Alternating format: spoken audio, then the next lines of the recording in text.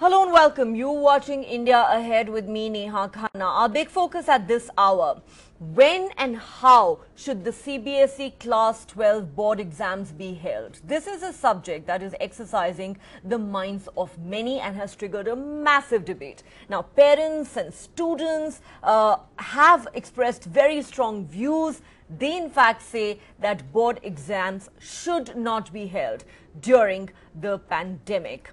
On Sunday, there was a crucial meeting that was called by the Education Ministry, which has in fact sought the opinion of all states on this issue. As we said, opinion on this is quite split. No consensus has been achieved so far. A meeting of state education ministers with the central government saw various divergent opinions being expressed over the weekend. Now, the CBSE has suggested two options for the conduct of these Class 12 board exams. A majority of states have in fact backed the option of shortening the duration of these exams. Now, the central government, as we said, has asked states to give their suggestions by the 25th of May, that's tomorrow, and a decision is likely by the Education Ministry by the 1st of June. Now, of course, as we said, different states are speaking in different voices. Kerala, Maharashtra and Delhi are amongst those states that are not in favor of offline exams being held. In fact, the Delhi Deputy Chief Minister, who is also the Education Minister, Manish Sisodia, has said that if these exams are to be held offline, then all the teachers and students who are going to be involved must be vaccinated first. Let's listen in to what the Union Education Minister and Delhi's Education Minister had to say on this subject. कुछ राज्यों ने कुछ समय मांगा है और सुझाव देने के लिए, और उनको कहा गया है कि 25 मई तक वो अपने सुझाव दे देंगे ताकि जल्दी से जल्दी हम इस अनिश्चितता को दूर कर सकेंगे। मुझे याद आता है कि जब हमने आपकी सीबीएसई बोर्ड की इंटर की परीक्षाओं को स्थगित किया था, तब हमने आपसे कहा था कि हम 1 जून तक इन परिस्थितियों का आंकलन करेंगे। जो भी परिस्थितियां होंगी वो आपकी सुरक्षा और आपका भविष्य, हमारे सामने दोनों चीज़ें हैं, सुरक्षा पहले और उसके बाद आपका भविष्य। इन दोनों को देख करके हम फिर 1 जून को आगे का आपको अवगत कराएंगे जो भी परिस्थितियां होंगी। हमने ये भी कहा था कि जब भी हम इस बात की घोषणा करेंगे तो कम से कम 15 दिन हम आपको देंगे ताकि आपके मन में अचानक न हो कि कब तिथियों की घोषणा हो और कब फिर जो है आप समझ लें। दिल्ली सरकार किसी भी तरह की परीक्षा कराए जाने के पक्ष में नहीं है। दिल्ली सरकार ने केंद्र सरकार को भी आज कहा, हम उनको चिट्ठी भी लिख के कहेंगे कि ये दोनों ऑप्शन परीक्षा कराने के ऑप्शन हैं, लेकिन हमारी राय में ये वक्त परीक्षा कराने का नहीं है। ये वक्त है कि हम बच्चों को जिस तरह से हमने 10वीं में किया है, 2, 3 साल या 1 साल की अलग अलग परीक्षाएं जो अभी तक ली गई हैं, हिस्टोरिकल रेफरेंसेस के आधार पर बच्चे का मूल्यांकन करें और उसको 12वीं की परीक्षा में हम उत्तीर्ण करें, उसको पास करके आगे भेजें। अगर कोई बच्चा कहता है कि मुझे हिस्टोरिकल रेफरेंस के आधार पर पास नहीं होता है, तो जैसा हमने 10वीं में उसको ऑप्शन दिया है कि समय आने पर फिर हम उसकी परीक्षा कराएंगे और उसके मार्क्स को अपग्रेड कर देंगे। केंद्र सरकार से हमारा निवेदन है कि 1.5 करोड़ बच्चों के लिए और स्कूल के सारे टीचर्स के लिए, लगभग 1.5 करोड़ ही टीचर्स हैं, तो 1.5 करोड़ बच्चों के लिए और 1.5 करोड़ टीचर्स के लिए लगभग 3 करोड़ लोगों के लिए सबसे पहले वैक्सीन लेके आई जाए जो बच्चों के लिए लगाई जा सकती है।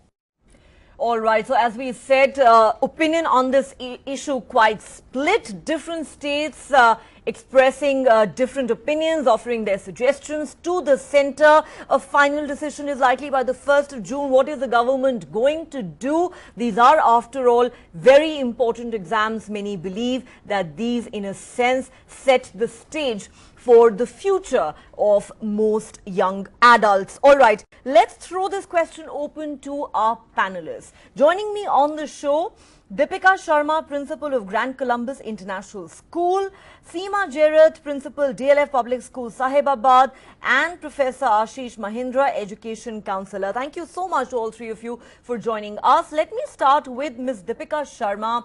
Ma'am, where do you stand on this entire debate? Now, I can tell you that the moment a colleague of mine tweeted about the fact that we were going to discuss this subject on this particular show, we were deluged by messages from students saying, please tell the government not to hold offline exams in the middle of the pandemic and endanger our health and safety.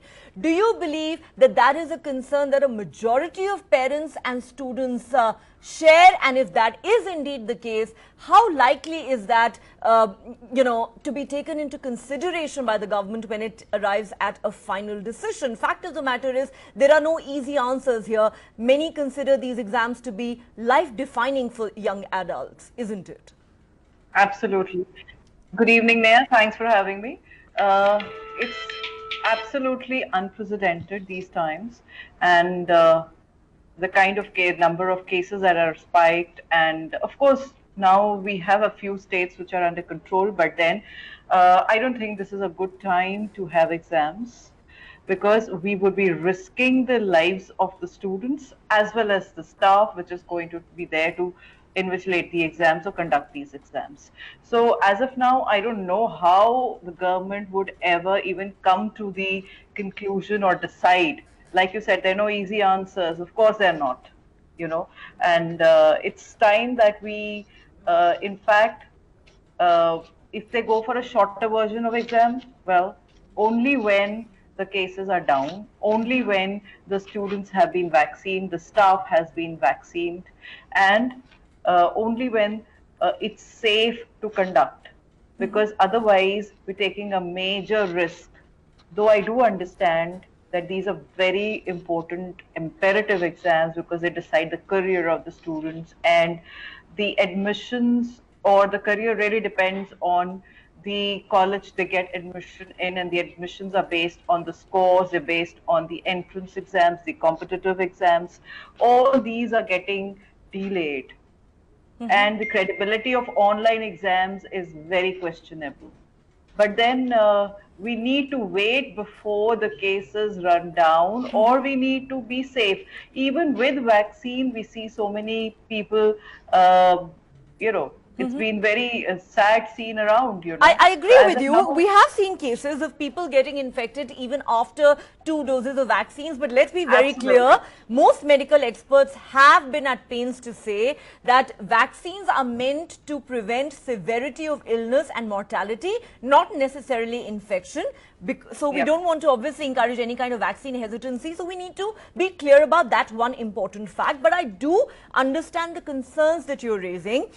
You're making some important points. You're saying not right now. The worry is that even if, let's say, over the next few weeks, we do get the second wave under control, there are fears already being expressed about the third wave. So will there be an ideal time to hold these exams in a year like 2021? I think that itself is such a big question right now.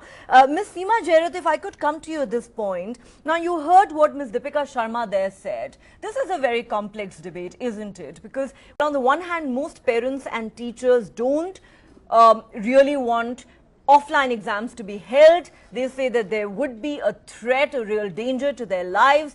Many school teachers and principals also are expressing a similar view. But on the other hand, as you heard her say, there is a question mark over the reliability of online exams.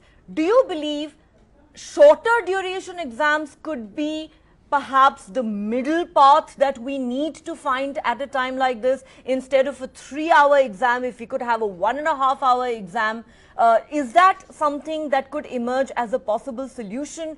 Because a lot of state governments have said that these are very important exams. You can't just pass everyone without holding these exams. So what do you do? All right. Good evening, Neha, and good evening to all the viewers of India Ahead. Thank you for having me over. Very pertinent question, and yes, there is such a lot of uncertainty which is causing stress and anxiety, and it's high time we at least have an answer for the educators, the teachers, the parents and the students. Now, having said this, whether it is a 3-hour exam or a 90-minute exam or whatever be the duration, where is the threat? The threat is in the human interaction and the large number of human beings involved. 1.4 crore students from different boards.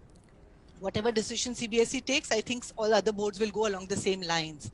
Now we are talking about large number of children, large number of teachers, and we are talking about these human beings being in touch with whatever be the protocols, coming in contact with each other. We are also talking about them having to travel to a center.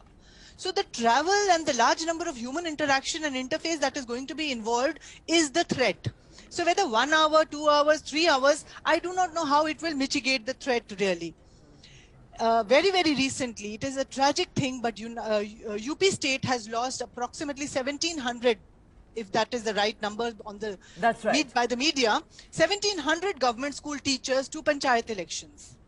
That's right. I think that in itself should be a lesson. That can we risk lives, whose ever lives, and it isn't as if children are not getting impacted. They are getting impacted. Today itself, I had a solace circle with the children who have lost parents, and even in my school, with all the precautions, everything, there are losses. I think every home, today this has been the cruelest month ever. Yes. So having experienced it, would we want to choose between survival and the future of children?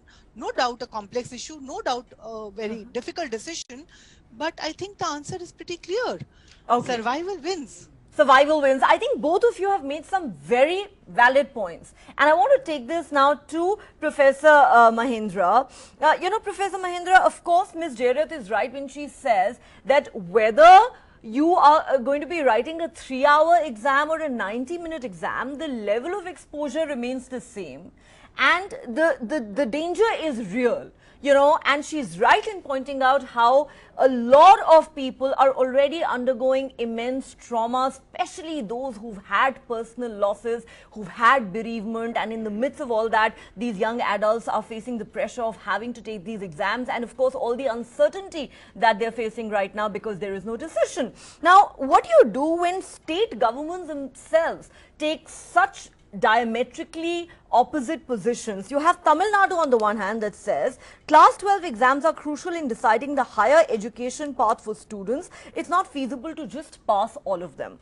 And then you have Maharashtra, which says why not take a non-exam route for assessing class 12 students?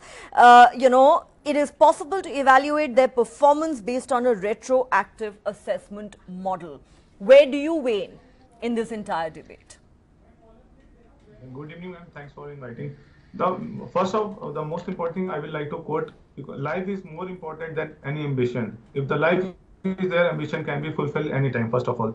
Secondly, the most important thing, what message we got from yesterday meeting, there is a lot of split in there is no common ground, and more what we are seeing, it is the matter is becoming more political. If you see Congress and ally party, the Congress rule state, they have said mind like Chhattisgarh take a historical decision. The historical decision is they have asked students to take answer sheet question paper on 1st of June, and they will get a 5 day they can write their paper at home, and then they can submit. It is more like, you can say it's not an exam, I will say it is more like a giving assignment.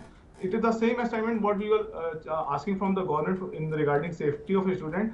And definitely, if there are few students who demand that there should be exam, they are meritorious students, and their number are only 10% maximum, I can say. So for them, we can give them an option of giving exam. The number will be less, so it will be very easy to manage that exam. But if we see about the majority of students, 90% students, so I don't think, again, we will be doing same mistake we did in past, conducting elections and rallies.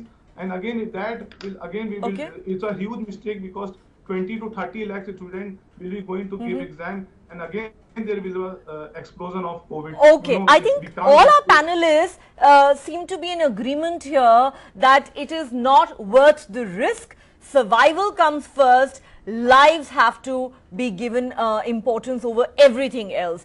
Stay on with us. We'll come back to you in just a moment. We have a caller on the show, Vaibhav, joining us on the phone line from Sultanpur in Delhi. Vaibhav, go ahead. What is your opinion on this entire debate? Do you believe these exams should be called off altogether, or should they be held online? What do you think?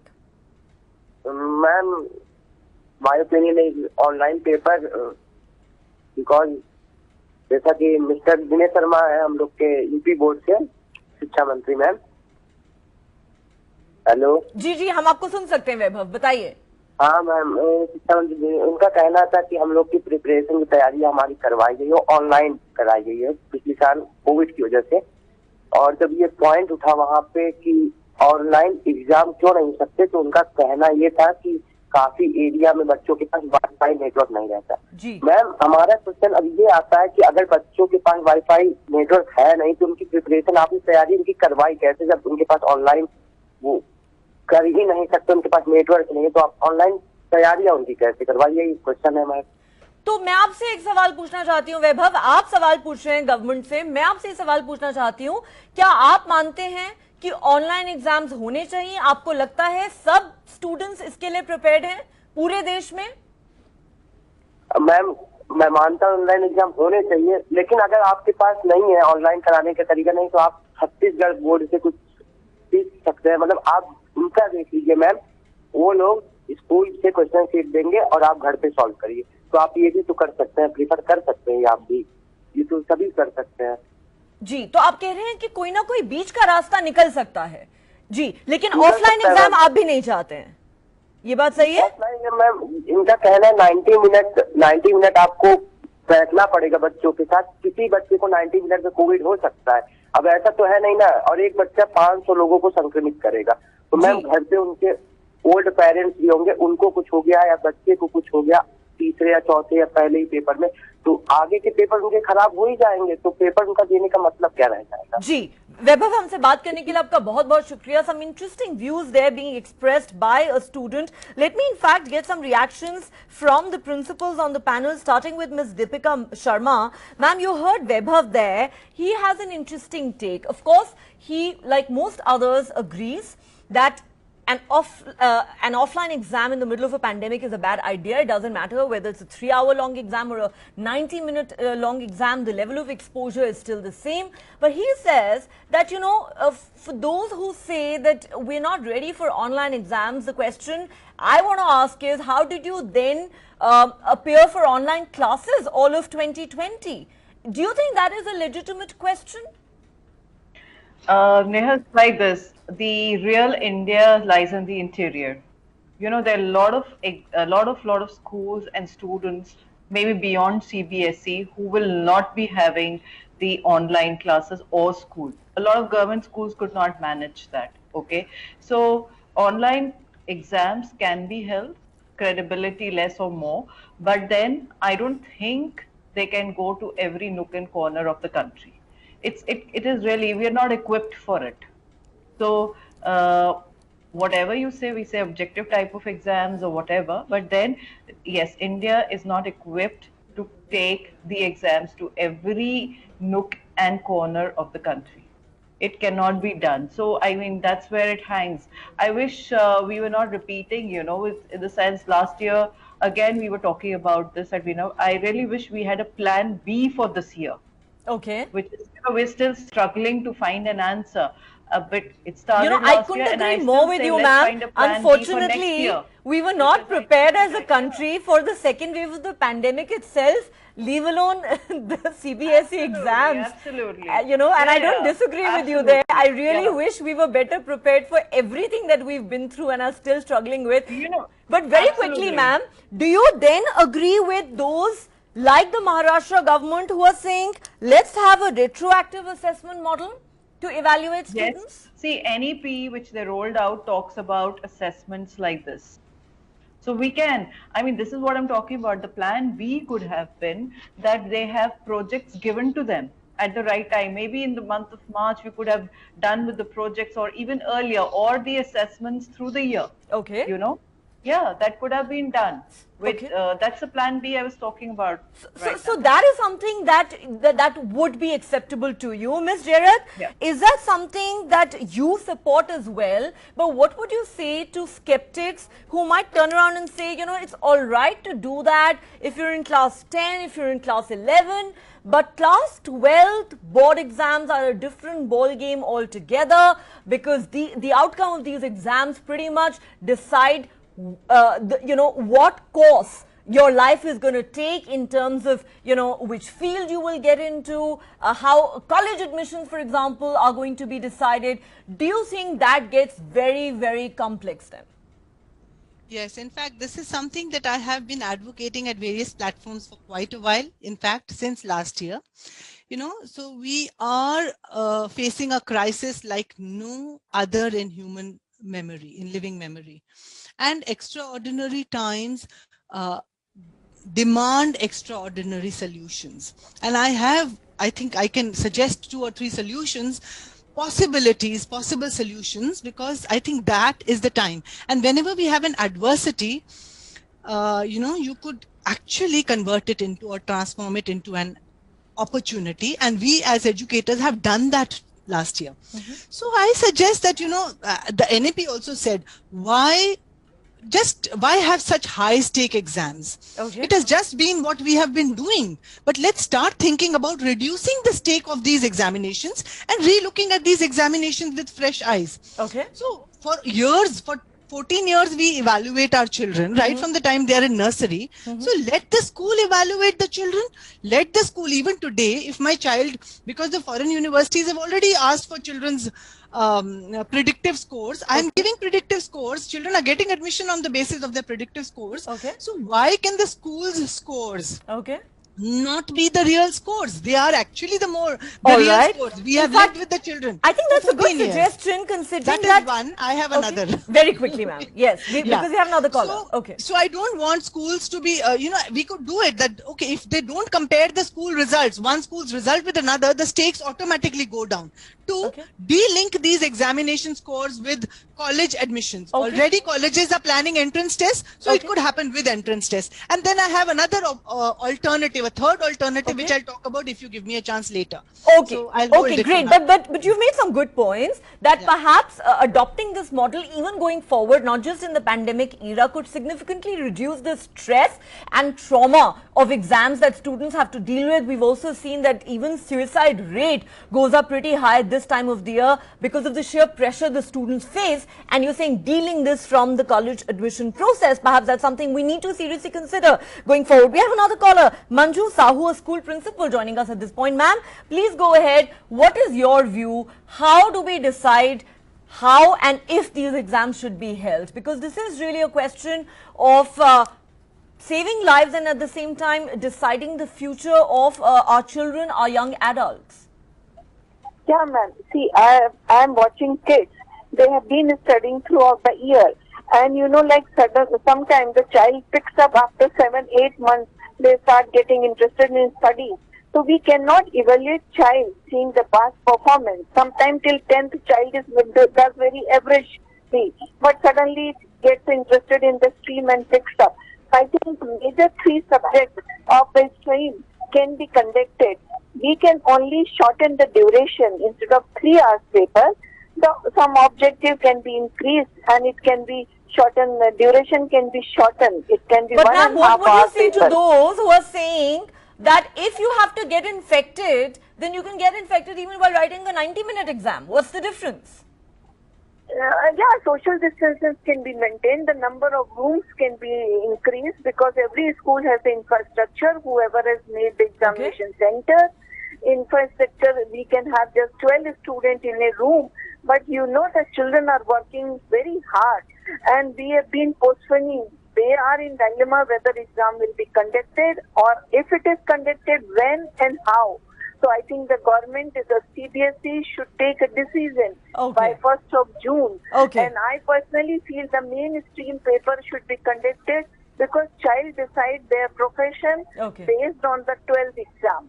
All right. So a contrarian view there from Manju Sahu, a school principal, who says that these exams are very important. These determine which way you know, a young adult will go in their lives, which profession they will choose, and students are working very hard for these exams. Though most of the students we've heard from seem to think these exams should not be held. They are worried, as are their parents. What is the government going to do? That still remains the big question. We might have the answer on the 1st of June. On that note, thank you very much to our guests for joining us on the show, and thanks very much to the viewers for watching.